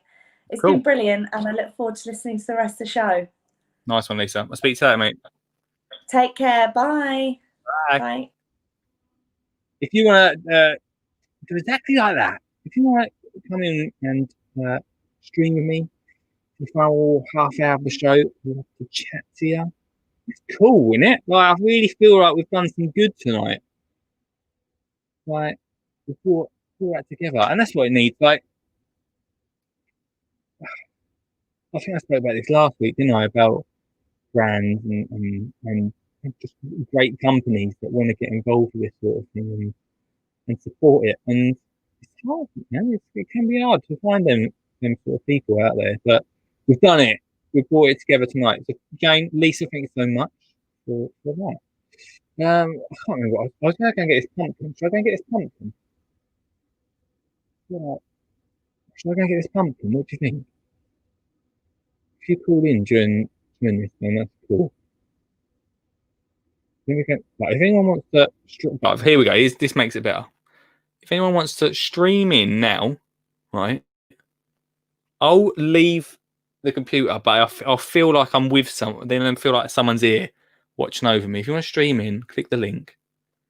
You can guard the stream. That's fine.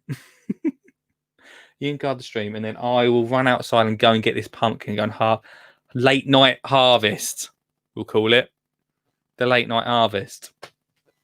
Desperate to go and get this pumpkin now to show you. It's not as good as Dan's earlier. It's not as good as Dan's. I'll tell you what. We'll definitely get Lisa on a future podcast. I think next week can't, but the week after we'll speak to Lisa to come and talk about that. Hello. Do not go and get the pumpkin. You'll fall over, mate. Look after yourself. There's no need for that. The pumpkin's dangerous, mate. It's dark outside. You've already been a bit poorly. He'll be fine, right? Yeah. Okay. No worries, mate. I'm worried about you. Yeah, maybe I'll leave it for now. All right. Take care, mate. See ya. Okay, right. Now people are getting worried that I'm going to go outside and not come back. That is a good point. Richard says, after that call, he said, great to have some female voices on the show. True. It's been very male heavy. We talked about that the other night, didn't we? Great to have some female voices on the show. Hearts. I say I'm getting warnings not to go outside. I might do in the break. Right. let's get this half-hour break in. I know we come a bit late with the other break. I've got one more break to come in. If you got something you want to chat about, put it in the comments. If you got something you want to know my opinion on, then put it in the comments during this break. I'm going to get that pumpkin.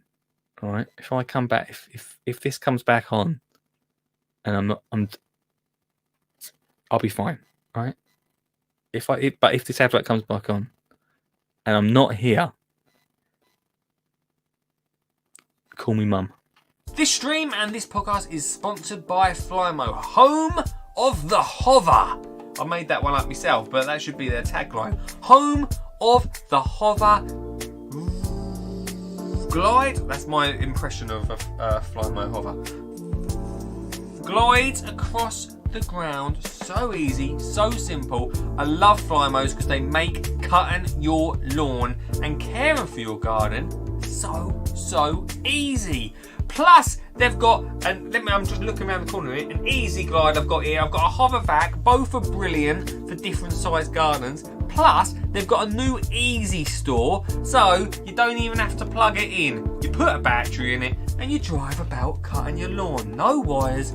How easy is that? If you want to find out more and see what I'm talking about, then check out flymo.com right now. This stream is also sponsored by How to Get Kids Gardening, my book, Lee Connolly's book, a top 10 gardening book of 2020. Not my words, but the words of the Independent. Also, in this book, Lee has brought together my passion of nature and wildlife, along with my love of grow your own. Not my words, the words of Jimmy Doherty, of Jamie Oliver's mate. But let's have a little flick through, see what you could do at home as a family. Maybe you could create this, a bird feeder. That's right, you can create a bird feeder just from a plastic bottle. So really simple, really cheap, really easy, a great activity to do with the kids to get outside whatever space you've got. How to Get Kids Gardening, available on Amazon for just a tenner. Woo. Could your product or service be in this part of the show, the advertising part here? If the answer is yes, I think you were thinking about it, weren't you? If the answer is yes, then get in contact at lee@skinnyjeangardener.co.uk. We can talk about saying hello, how you doing? Do you want this? Do you want this pen? Do you? Probably not. It's a digital world now, isn't it? But do you want to buy this pen? Then you can at Pens Are Us. That is just one example of the many advertising talents that I've got. So if you do fancy it on the stream, come support us, come sponsor us. lee@skinnyjeangardener.co.uk.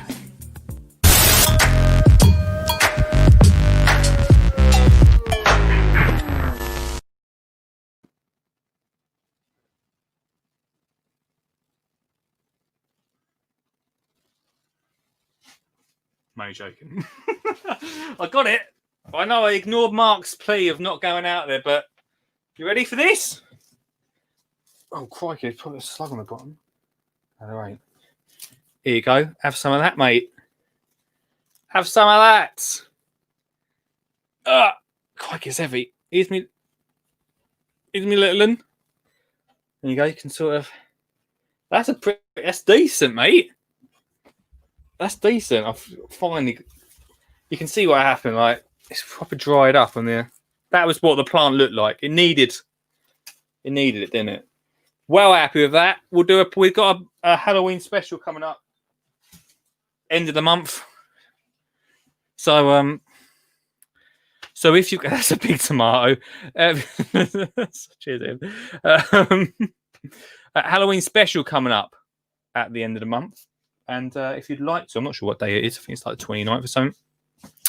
I'll be asking you, yes, you, to show me your pumpkins. A couple of weeks' time. So get ready for it. Dan, don't cook yours yet. Get ready. It's pretty good. Thanks, mate. It's a pretty good pumpkin, isn't it? Pretty good. Right, final. Sorry, Mark. I had to go and get it. I couldn't wait. I couldn't wait to show you. Couldn't wait. I could have waited, couldn't I? I could have waited. Final 25 minutes of the show left tonight. If you want to call in, you can. 0742 357 4520 in the comments right now. Oh, yeah. It's a bit. You can see I'm not on form tonight. which is a bit early for Halloween, isn't it? Oh yeah, it is. It is a bit early for Halloween. We're in September, aren't we? End of October. This will keep, but end of October. I think it's about the 29th of October. Not this. We're not having a Halloween special yet. It is a bit early for Halloween special. I keep thinking I'm totally losing my mind tonight with dates and stuff. Lisa's a great pumpkin. Thanks, Lisa. Cheers, mate. So yeah, end of October. Show me your pumpkins. At the end of October for the Halloween special. That's going to be a lot of fun. Oh, I feel like we started on a low. I feel like not Lisa was good chat. Keep digging, Lee. Then we had Jayne. Then we had Lisa. We had Mark as well, didn't we? Mark picked me up. And now we've got this. Hello, Ian. Hello. Why is there a disco in the background? Oh no! This is the Christmas lights. Wowza! I'm a bit bad, mate. It's a bit early for Christmas. I was just saying it's a bit early for Halloween. You've got the Christmas decks up. Oh, just wait about Halloween. I've got the smoke machines and everything. Are you a Christmas decoration always ready to go? Of course. We have, I think we've got over 6,000 lights around the house. What? That is incredible. I don't know if the rest are connected, to be honest. Hold on. They've gone off. That's the wrong button. Nah, some of them are on, some of them are not. Right, we'll wait till Christmas for that. Yeah, got lights and all the display cabinets and all around the picture rails and everything. I know that's not what I've rung you for. Oh, I know. Yeah, so we'll talk about that another time. I'll ring you privately about that one. No problem. Seeding grass. Yeah. When should I do it? I've got. We had a lawn. We cut a circle in the middle and put a standard rose in. Yeah. And when that died, took it out and just throw grass seed down. But it's like a hole in the middle of the lawn at the minute. So I'm wondering, can I throw compost on it and grass seed? And when should I do it? Now is the time. Is it? Yeah, like now, like autumn time's a good time for it because we still get a bit of sun, don't we? And I mean, actually, you don't get much. You might down south. Yeah, we still get quite a bit of light during the day. Yeah, get a bit of light and plenty of rain. You've got the water inside; it's covered. Right, I'll do it then. So do it, man. But yeah, a lot of compost and net it. Like I put loads of grass seed down literally about 2 weeks ago, and I always wonder why it doesn't take. But I've realised the pigeons, even though I feed the pigeons, come along and eat all the grass seeds. So net it if you've got pigeons. No, think we've got many pigeons. We've got a lot of magpies and starlings. They'll have it. Put a net over it, it'll make it grow quicker. Right. I shall try that. How big's the hole? How big's the hole you've got to fill? Oh, it's about 18 inch diameter. It's not very deep, but it's just kind of sunk over the last sort of 5 years. Yeah. Grass seeder, or a cheat, right? It's not a massive hole, then, is it? No. Is find another area in the garden that you can like nick some turf from, pull it up, and then put it down. Then it's all blend in the same because you've got to be careful of this grass. He's not happy with that idea. Right. Forget it. All right, I just thought I'd help you out, mate, with a little cheat. I'm just thinking grass is grass. Well, you've got to see one time I got the wrong grass seed and all of a sudden all this different grass started popping up. Oh, okay. I do know when I was at my dad's in Spain, they put each blade of grass in the ground separately. Where was that? In Spain. Really? Yeah.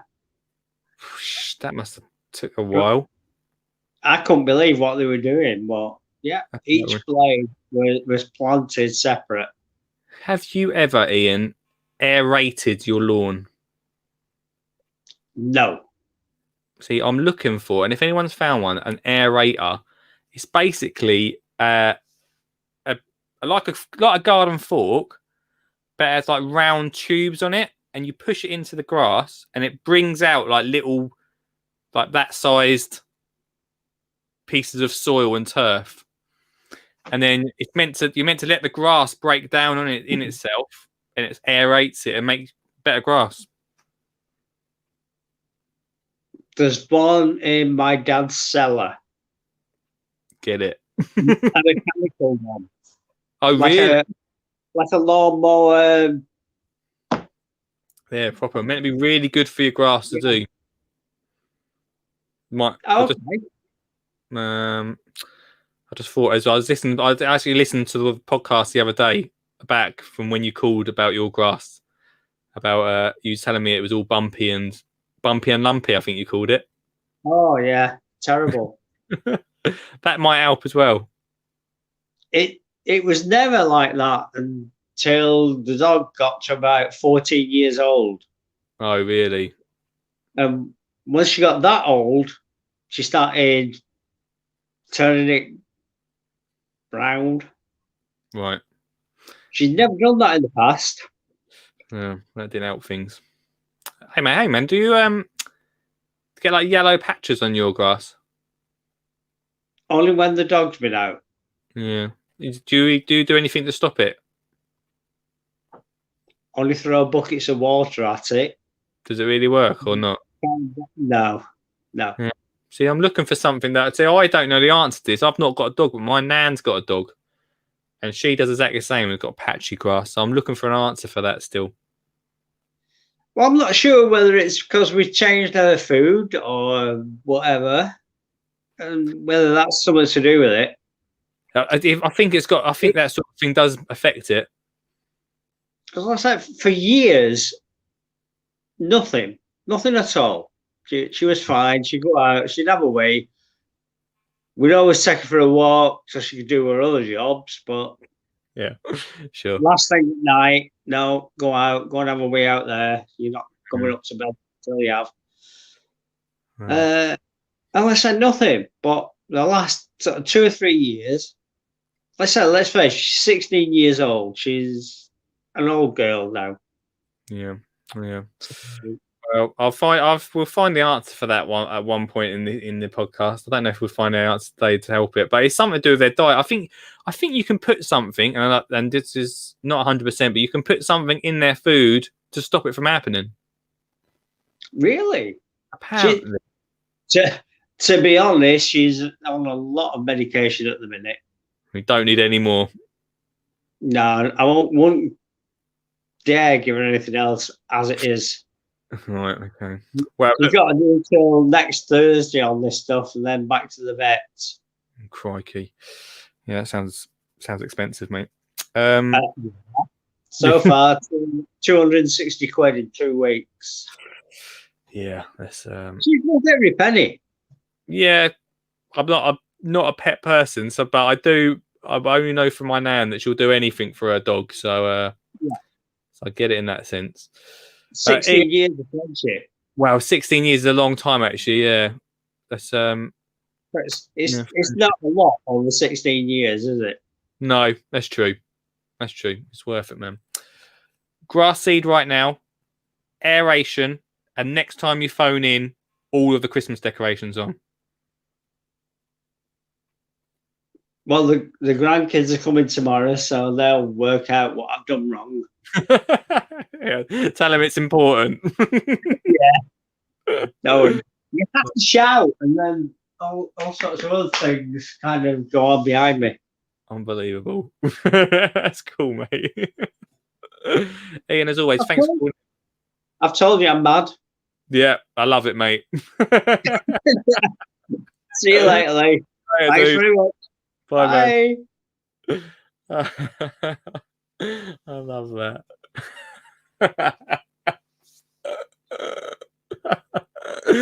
Alex says Xmas lights. He loves it. Alex loving the exercise.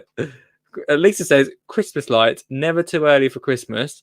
At Christmas, we're going to do a Christmas garden special because I want to see what you get up to in your garden with Christmas lights. Like, it fascinates me what people do. Stuart's excited because Ian's made it. Bar humbug from Richard. WTF from Alex. He said it looks like we've passed Halloween. It's Christmas. Well, I thought it was October already, but now it's December. Oh dear. And then Rich says, I saw an aerator today, but the push along type. So here, I knew you'd call in after this. Free grass seed for Lee. Mate, honestly, I have a nightmare with. I need to net it, but the birds always come down for it. I haven't got a source of supply for nesting for the top, but I can offer free grass seed. And when it comes to dogs and we, there's nothing that really stops dogs stopping grass working.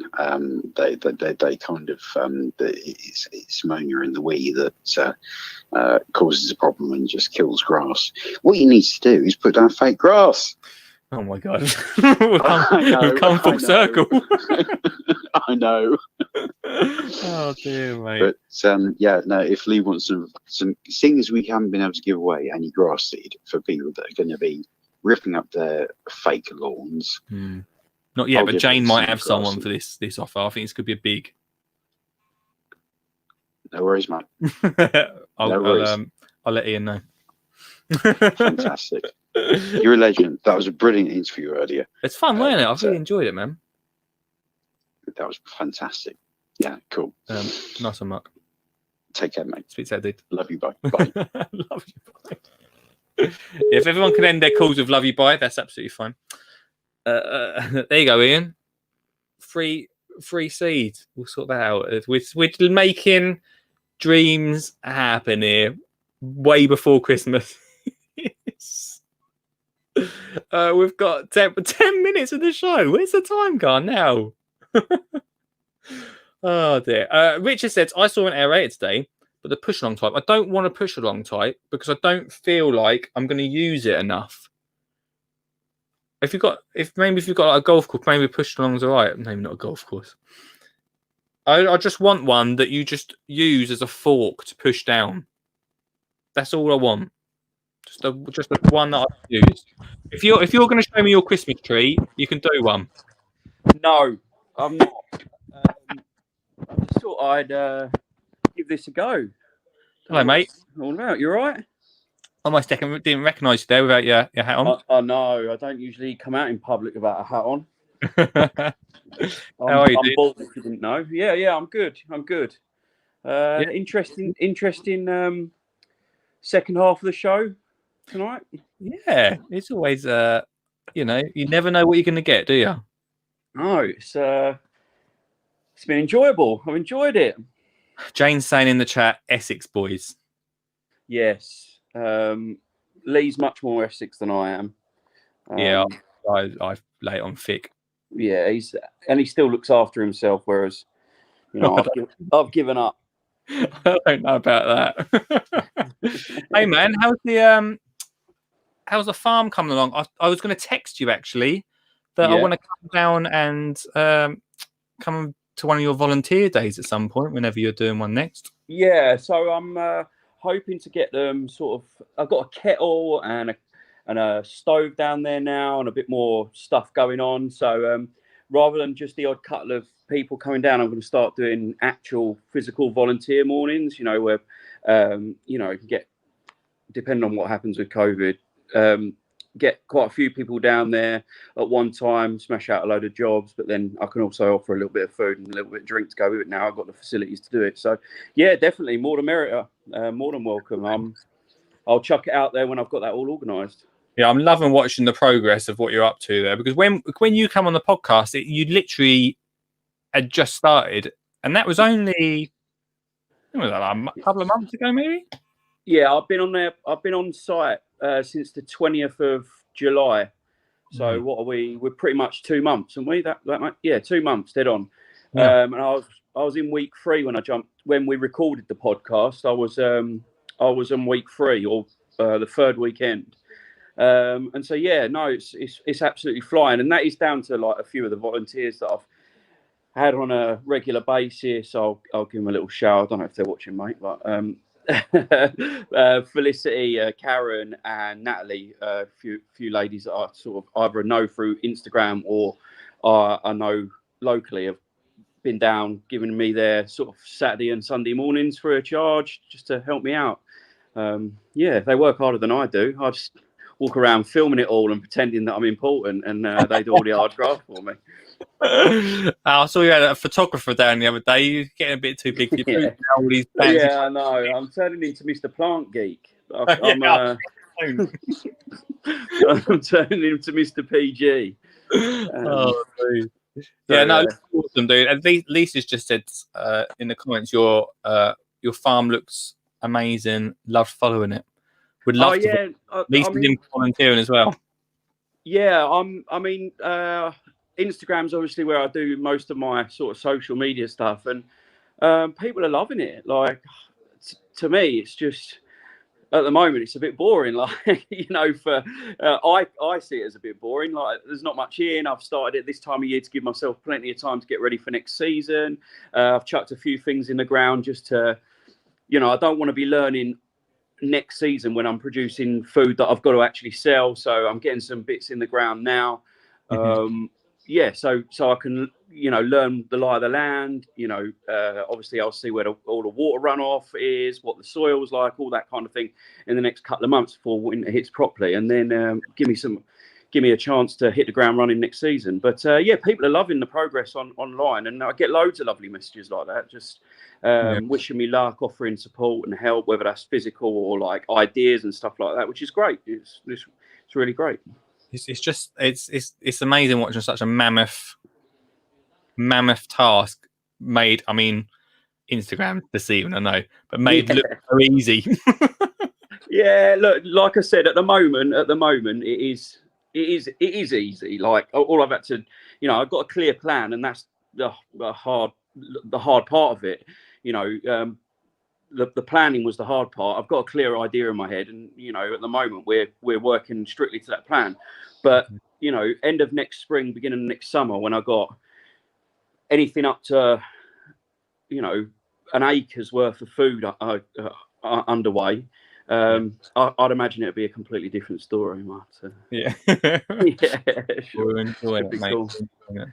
Al, you want another next week sometime, dude, or whenever you want. But yeah, just give me a shout. I quite like having this on. I'm going to say in the background, but like equal sort of 50-50 with the telly. And then when something catches my eye, like Lisa's interview, I'll jump all over it. But I thought I'll jump on today and say hello. Cheers, fella. Thanks for showing up. No problem. Nice one, have dude. a good one. I'll chat to you soon. Yeah, bye. That's Alex there from the Essex Allotment. Hey, if you want to see, we've got 6 more minutes. So if you want to just quickly chat, then you can. If you want to listen to Alex's podcast, we did it. It was one of the final podcast chats that we did in the studio. He come just few weeks ago now, maybe about 4, 5, 6 weeks ago. So it was one of the final ones before we started this show. So go listen to it. I think it's called From Allotment to Farm. Family allotment to family farm or something like that. Go check it out on the podcast. It's through the episodes. I'll find out tomorrow for you what episode. But it's a great chat. And if you want a bit of behind the scenes of what he's up to there, then that is the one to listen to. It's such a great thing to be able to watch. It just took it to a totally different level. Oh, I should have said I was going to answer him. I was going to ask him. I'll answer him then. Damn it! I was going to look really clever there. I was going to actually, Alex, you can't just stick in a broad fork because that doesn't work. You can do that. Generally, you can. People always think they can use a fork. The reason, and this is just not because I'm like some sort of lawn expert, but I had a lawn expert on the podcast where we talked about that back in April. We had an episode, Alex. So listen about your lawn. Back in April, we had David Hedges Goer on the podcast talking all about lawns. And and when he says it sort of makes sense, but it sort of doesn't aerate it because all you're doing is compacting the soil out. Once that fork goes in, all you're doing is compacting it outwards and it just sort of comes back in itself. Whereas you actually need to make space. Should have called you out. I should have. Hey man, no, that's not how you do it. This is how you do it. And go tell your friends a Skinny Jean Gardner told you so. Who found out from David Hedges Goer on a podcast. That's why these interviews are pretty good because I find out so much. Essex Boys. We should do it. That's a good film, that. Maybe. Depending on what sort of mood you're in. That's what's in Dad's cellar. We're talking about the aerator. What is General Club? Oh, Garden Club. Oh, yeah, Garden Club's in this logo here. I won't tell you what Garden Club is yet because we're just finalising the deets on Garden Club. There it is, at Garden Club. Garden Club's coming this Christmas. You can join Garden Club. It's gonna be a lot of fun. A lot of fun. Which it was a really good podcast. Yeah, I really enjoyed talking to Alex. Come down to the studio. It was a lot of fun. Thanks, Sugget. Right. Here we go. 3 minutes to go. Ah, well. Thanks so much to everyone that called in. Who we had called in tonight? We had Mark. Mark's not been off the phone. Mark might as well. Next time, Mark might as well just stay online for the whole show. Mark, Jayne was great tonight. Thanks so much for that. If you want to listen back, maybe you missed Jayne's interview. That's cool. It's going to be on the podcast next Monday to listen back to that. And then we had Lisa called in. Then we had Ian with his Christmas decorations. And we had Alex, a bit more Mark in between all that. And you and your lovely comments. So thanks so much, because without your comments, I mean, I could chat, but I'm still not 100 today. I'm still not on 100%. So your comments always help. You guys calling in. So thanks so much for that. We're back tomorrow. What am I going to do tomorrow? Oh, we were going to talk no dig tomorrow. We're not going to talk no dig now. Tomorrow, we're going to move no dig conversation to next week. Tomorrow, it's up to you what we do tomorrow. I've got something tomorrow. I want to do. I've got a cliffhanger at the end of the show tonight. Cliffhanger. But if you want to listen back to any of the best bits, like I say, it's on the podcast right now. Go listen. Hey guys, go listen to yourself. Oh, don't let me miss no dig. I was going to cook tomorrow, weren't I? I was going to do that tomato. Thanks for reminding me. Might do it next week. No, I need to do some tomatoes. Oh, we'll do it tomorrow. Okay, fine. We'll do it tomorrow, okay? We'll cook up some tomato sauce. I'm not sure I'm going to do it yet, but we'll definitely do it in the studio somehow. All right, tomorrow we'll do some tomato sauce, some live cooking. You can call in, tell me where I'm making a big mistake. And then we'll do that game next week that I want to do. Or maybe we'll get to do it as well. if I'd had video on, I had the ingredients ready. Oh, send me the ingredients, Jayne. Send me the ingredients for tomorrow. Not too many ingredients, is it? I'm just thinking like something simple. The simplest ingredients in the world is what I need to make tomato sauce tomorrow. The simplest ingredients. Right, that's it. Oh, wow. 2 hours. There we go. Play it in as a video. Oh, I could do that as well. That's true, Ian. I could do that. It'd be a lot more fun to do it live, wouldn't it? Right. That's it for tonight, guys. Thanks so much, guys, for listening. Making this so easy. It's been a lot of fun tonight. Once again, it's good to be back. I'll be back. I am back. And I'm back tomorrow from 8 p.m. If you want, here we go. Oh, maybe. Oh, right. Here we go. Right. Here's something before we end. I'm not gonna do tomato. I'm not gonna do tomato sauce tomorrow. What we're gonna do is next Tuesday, we're going to cook tomato sauce. Over the weekend, we'll put Jayne's ingredients up for tomato sauce. And if you're up for it, some of us, not everyone, but if you fancy it, we could all cook along together next Tuesday. Are you down for that? Cook along tomato sauce next Tuesday live. There you go. And then I can play that game tomorrow, can't I? Oh, it's going to be... Oh, yeah. Oh, yeah. Cook along. It's the future. It's the future. Lisa's in for it. Anyone else in for it? Woohoo. Cook along. Jayne's in for it. Next Tuesday. Be ready. Next Tuesday. Richard's in for it. Here we go. I knew we'd have some takers. I'll remind you again tomorrow night. But cook along live happening Tuesday. Excited now for Tuesday. Right. Have a great night. Have a great sleep. Thanks for watching. Thanks for taking part. Oh, we've got a few people. Definitely a few people cooking along. It's going to be fun. I shall speak to you tomorrow at 8. Facilia. Or Pacilia, if you just read it off there. Yeah. Oh, I'm on. Oh, I can't hear you, Anon. I've done something wrong with the thing. Anyway, elephant poo is what I got. Good evening, Lee. How are you? Great, mate. Your signal is always terrible, but I'm good, my friend. Excuse me. You got an allotment? When I go, don't put artificial grass on top of me, all right? You're going to get composted, Lee? Yeah,